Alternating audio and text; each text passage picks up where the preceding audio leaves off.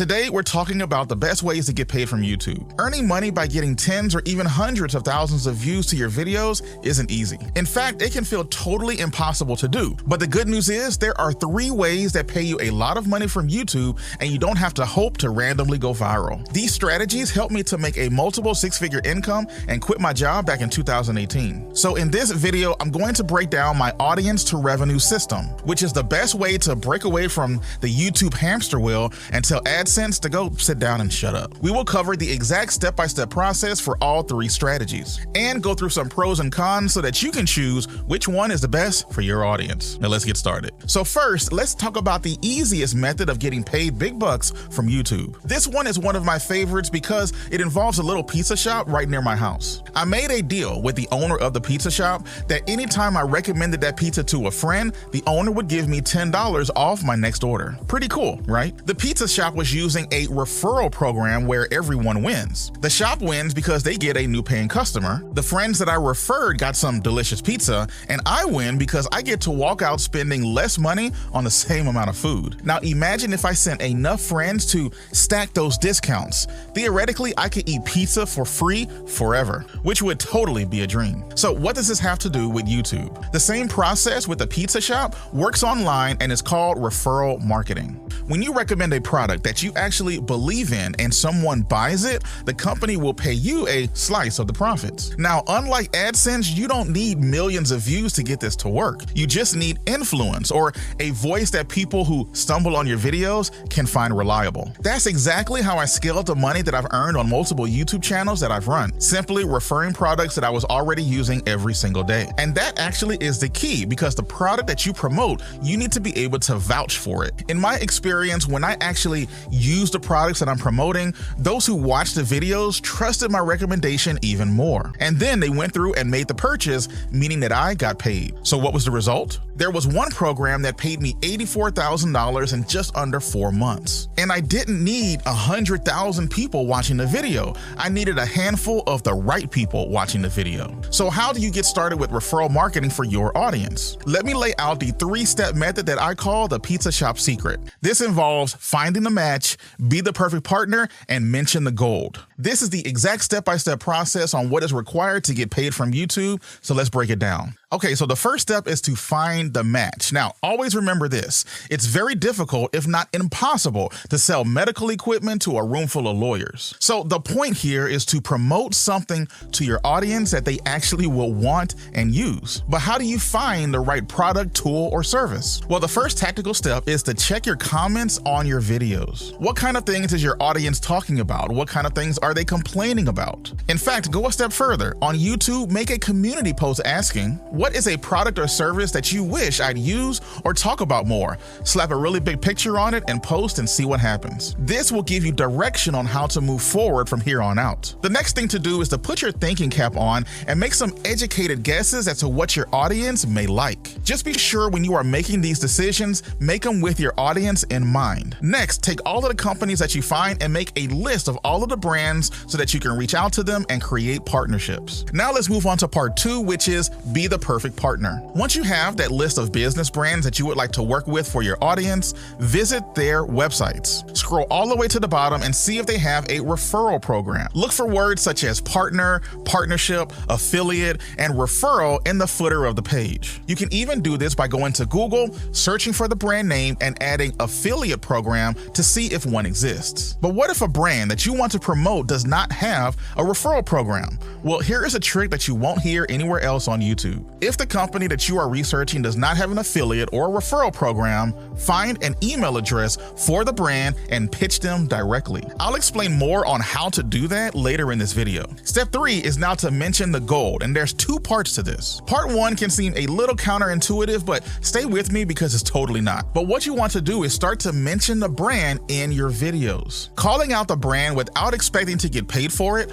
will give you some valuable insights on how your audience views the brand. Look for some clues, such as if your audience is talking about the brand in the comments of your videos. And if they are mentioning them, what are they saying? Also, go to your YouTube analytics and check the retention graphs for the videos where you're mentioning the brand. Did the retention dip or peak when you happen to mention the brand in the video? If the comments and the analytics are positive, take screenshots of everything that you find. You will then use those screenshots to show the brand that your audience is the perfect audience for their product or service. Trust me, this will help negotiations later so that you can broker truly unique deals just for you and your audience. But now let's fast forward a bit. You have a deal with the brand. Now, how do you get people to click the links and go buy? Well, part 2 of mentioning the gold is link placement. Once you are approved by the brand to promote their products, they will provide you with a special referral tracking link for you to place in your video's description. The more clicks that you get to it, the more money you're going to make. But for maximum clicks, place the tracking link as the first link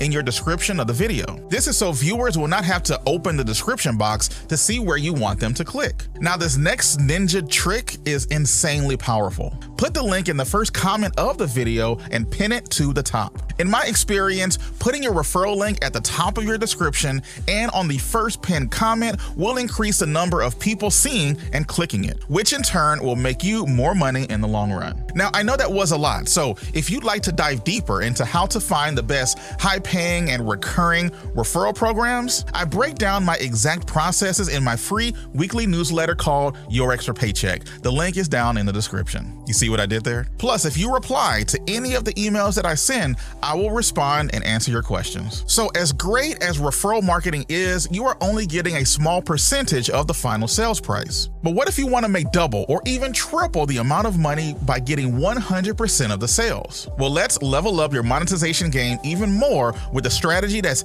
even more powerful than just getting referrals. I call this one the Swiftie breakthrough. And yes, I am talking about Taylor Swift. But this breakthrough will help you clearly understand how to make more money with the same amount of work. Taylor started out with massive success, selling millions of copies of her albums. But even she didn't realize that she was missing on a crucial element of her business. Taylor did not own her own music. That meant that when any of her first 6 albums were sold, streamed, or licensed, she only got a small percentage of the money, while the record label who owned her masters got the majority of the revenue. Now, doesn't that kind of sound familiar? Because YouTube AdSense, or the way that most people try to make money on YouTube, works the exact same way. YouTube takes a whopping 45% of the revenue of the ads that show up on your videos. So what that means is that you make the videos, you put in the time and the effort, you keep the audiences entertained, and at the end of the day, YouTube hands you a small fraction of the proceeds. And that's not even the worst part, because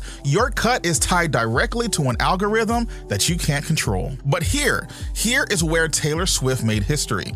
She said enough was enough and started re-recording and re-releasing her old albums. And now, instead of earning crumbs, she owns the entire pie. And I want you to think about digital products the exact same way. With digital products, you create it once and then you own it forever. Let me give you a clear example. One of my digital products that I created a while ago, something that I fully controlled end to end, brought in over $250,000 in the span of about 18 months. And I was able to keep every cent of it. So it is insanely lucrative for just a few weeks of work. But how can you do this for yourself and for your audience? Well, let's get into the tactical steps that you need to launch your own digital product. The steps we're going to cover is called the sweet spot, special delivery, the stupid offer, and finally, awesome fulfillment. So let's go. Step 1 is called the sweet spot.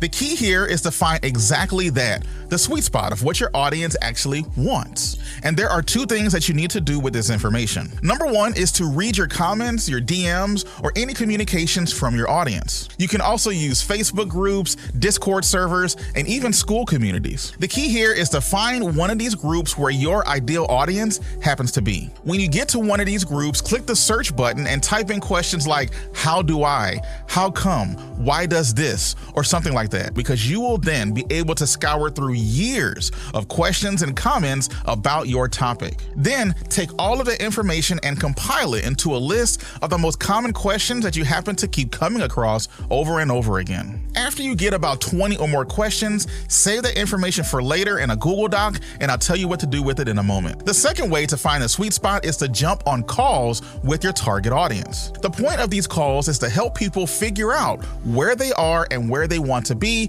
but most importantly, how you can help them get there.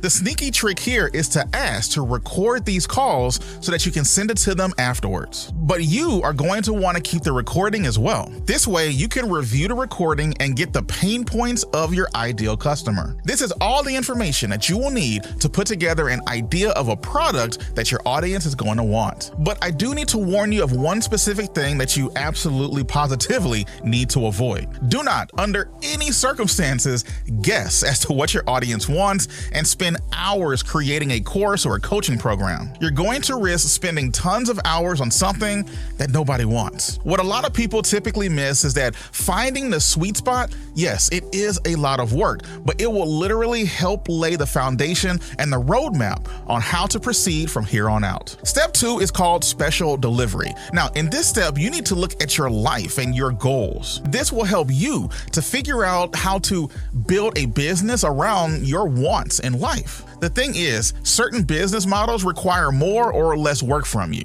Does that make sense? Let me give you an example. If you absolutely hate jumping on Zoom calls, you probably shouldn't offer any kind of one-on-one consulting. It would go against your life balance goals, so be sure to put some thought into it before you jump in full force. Once you've taken an honest look at what you want, now we need to figure out how you are going to give your future customers what it is they're looking for. And that is the special delivery part. Now, there are tons of ways to do this type of delivery, but I'm only going to give you a few of my favorites, and the first one is to deliver a course. Take all of those questions and comments from the Google Doc that we put together earlier and create the first modules for your course. This way, your audience is the one that is constructing the course and you don't have to guess what they want. But what if you don't like courses? Well, I feel you, because this next digital product is probably one of my favorites, and it's called async coaching. So async is short for asynchronous, which means not happening at the same time. So for example, when you send a text message to someone,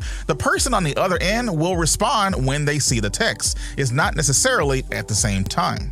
So you will be doing something similar with async coaching. You will schedule 1 or 2 days out of the week to answer all of the questions from your clients. Now, this helps both ways because it allows you to save time and give personalized help without feeling tied to your clients every single day, all day. Now, the best way to answer questions from your clients is by leaving thoughtful voice messages, or my favorite, recording a video so that they can download and keep it for later review. And in many ways, this is even better than live one-on-one coaching, because instead of having to respond right there on the spot, you have time to respond with the perfect answer for your client. The key here is to set clear expectations in your offer so that people know what they're signing up for. Now, the next step in our list is probably the most important of all the steps that we're going through so far, and I call it the stupid offer, but it's not what you think. First, let's break down what an offer is. So an offer is just the promise of what you are going to want to give your audience. It's kind of like when you go to a restaurant and they give you a menu. That menu is their offer of food to you. But the idea of that offer being stupid is not just that the offer itself is actually stupid. It's just that what you promise to give these potential customers has to be so good, so outstanding that people would feel stupid saying no to it. Let me give you an example. If you wanted to learn how to play golf and a golf coach comes up to you and said, "Hey, let me give you an offer. I will give you a free set of golf clubs, 2 golfing lessons a week for the next 3 months, and free golfing at your local golf course all year long, all for only $100. Now, if you really wanted to learn how to golf, that is an amazing offer for only $100. In fact, it's so good that passing up on it seems like a complete missed opportunity. And that is how you need to structure your offer. Make people feel stupid for saying no or turning it down. Step 4 is called awesome fulfillment. Now, fulfillment is how you handle your customer after they make the purchase and what you're going to do to get them results. Now, imagine that you go to a restaurant and you buy some food,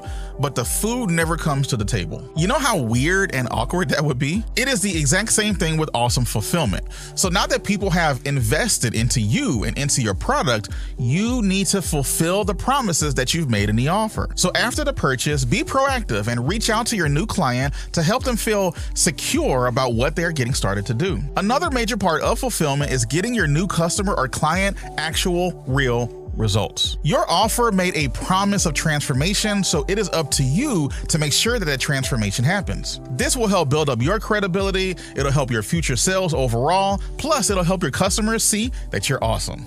Now, even though digital products are insanely lucrative, they are also a ton of work. In fact, you may be thinking that you don't really feel ready to create a full-on product, or it can come across as very overwhelming. So what do you do? Well, that's exactly where the next method of monetization for your YouTube channel comes in, and it pays big even if you're not a natural salesperson. Now, I call this one the business-to-business shortcut, because everyone knows that without a ton of views, sponsorships are tough to make money from consistently. But what if I told you that I have an exact tactical process to have sponsors basically breaking down your door to work with you, even if you don't have a ton of views or a lot of subscribers? Let me explain how this works. When I first got started experimenting with different revenue streams, I was promoting an old blogging course, and I noticed something kind of strange. Beginners who wanted to learn blogging found the price of my course a little too high or struggled to justify investing. On the other hand, when I worked with businesses who wanted to build up their blogs, these were people who are already operating on a high level,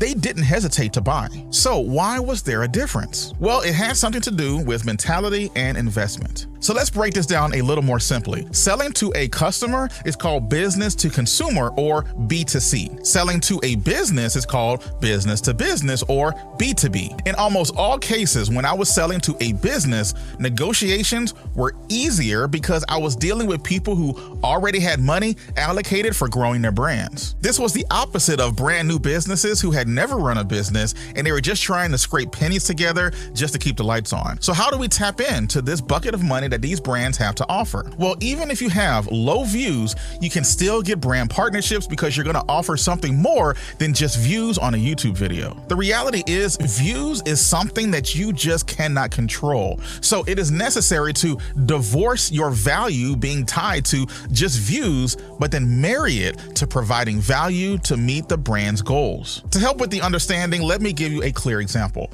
Now, recently I had a brand reach out to me wanting to pay me only $150 for a 30-second spot in a video on one of my other channels. But the problem is, a lot of YouTube channels will respond to it and say, sure, let's do it. But nah, that's just not enough. So I responded in a very specific way. I said, hey, thanks for reaching out. I'm curious, what are the goals for this particular campaign? They responded with pretty simply, well, we just want more sales.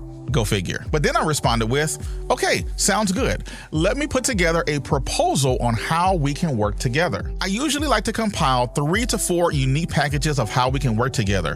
What kind of budget range can I put on those packages? Not surprisingly, they gave me their budget and I was able to use it to put the proposal together. In the end, I ended up packaging up 4 videos, a blast to my email list, and premium link placement that we talked about before on the videos. Knowing that information, I geared the proposal toward achieving the brand's goals rather than just depending on views. And as a result, I turned a boring $150 single integration on a YouTube video into a 4-figure deal. So how do you start to make more with sponsorships? Well, it's easy. I want you to follow my 3-step sponsor retention blueprint. It involves don't beg, find the contact, and the sore thumb pitch. Let's get into it. So part 1 is don't beg. Now, you cannot always rely on brands to reach out to you, so you will have to proactively reach out to them. But how do you do this? Well, don't just go to Instagram and try to slide into their DMs and beg them to pay attention to you. Instead, go and research their old marketing campaigns. Everything is hidden in plain sight. So go to their YouTube, go to their Instagram accounts, see the kind of things that they were posting about a year ago. Brands rarely reinvent the wheel when it comes to their marketing campaigns. If they ran a campaign before, there's a strong chance that they'll run something similar again the very next year. This will give you all of the insights and the ammunition that you need so that you can write yourself into the brand's marketing narrative. Which brings us to part 2, find the contact. So now that we know the brand that we want to connect with, how do we know who in the organization we should be contacting? As mentioned before, sliding in the DMs is just a bad idea. So let's do something a little more tactical. Go to the brand's LinkedIn account, find their marketing or partnerships manager. Once you get their name, use a tool called Hunter.io to find their email address. Now, when you make your pitch, you can land directly in the inbox of the decision makers at the brand, which leads us to part 3, the sore thumb pitch. So now that you have their email address, don't just email saying, please sponsor me. That's what everyone else is doing. We need to stick out like a sore thumb. For example, one pitch that scored me a 4-figure deal had the subject line, "Are you launching this summer getaway giveaway again?" In the message I wrote, I noticed that last summer you were promoting the summer getaway giveaway, and it clicked with me because my audience is exactly that getaway crowd. I've already been sharing your brand with them, and the response has been pretty wild. Check out these screenshots. Also, here is a link to a post that I made on my social media. Look at all of the responses. I'd love to do 4 mid-roll ads in upcoming videos. What do you think? And that is how you stick out like a sore thumb. Now, to be realistic, the chances of them going with the proposal that you actually made in the pitch email is pretty slim. But the goal here is to break ground and have a back and forth, an actual conversation with the brand. If and when they respond, get them on the phone and show them how awesome you are. Now, I know that that was a lot of information, but that is why I have more free resources over on my newsletter, Your Extra Paycheck. So be sure to go check that out. So we've talked about referral marketing, your own digital products, and brand sponsorships. But how do we know which one you should personally go for? Well, let's quickly run through the pros and cons of each monetization model. The pros for referral marketing is that they're great for small audiences. They're easy to implement, and even if you are the only one working in your business, it's actually quite easy to scale it. Now, the cons of a referral program is that you only get a fraction of the sales, and that the referral program can sometimes change up or even close out their whole program without notice. All right, now moving on to the pros of having your own digital product. Digital products are easy to scale. You can earn 100% of the money that you receive, and your revenue is separated from depending on any algorithms. The cons are that you need to intimately know your audience and figure out their pain points to convince them to buy. Another con is that it can get very expensive with the amount of softwares that you need to run everything from A to Z effectively. But honestly, even with all of that, it's definitely the best one out of the bunch. Now, finally, sponsorships. Now, the good thing about sponsorships is that they pay really, really well, and they're fairly easy to negotiate. You just have to convince brands that you are worth the money that they're investing into you. The cons are that you do have to learn how to negotiate with these brands, and it takes a lot of trial and error, and usually it doesn't always include recurring income, meaning you might have to always go out there trying to find new brands to work with. Another con is pitching brands can take a lot of time, but once your channel grows, you'll start to receive more inbound requests and you won't have to pitch out as much. The beauty of all of these monetization strategies is that they can be stacked on one another to help you diversify your revenue streams. Just be sure to focus on one at a time, build it to where you want it to be, then move on to the next. So today we talked about the best ways to get paid from YouTube without needing thousands or even hundreds of thousands of views. I introduced you to referral marketing, digital products, and sponsorships, and gave you the tactical steps on how you can get started with each one of them right now. We then ran through the pros and cons of each of the models so it can help you make a decision on how you can better monetize your current YouTube audience. And that's all I have for you in this video. Let me know what you guys want to see. I use the comments to guide the videos that I want to create. So if you have a pain point or a struggle when it comes to YouTube monetization, let me know down in the comments right now. This way I will know where to focus in the future. And until next time, take care.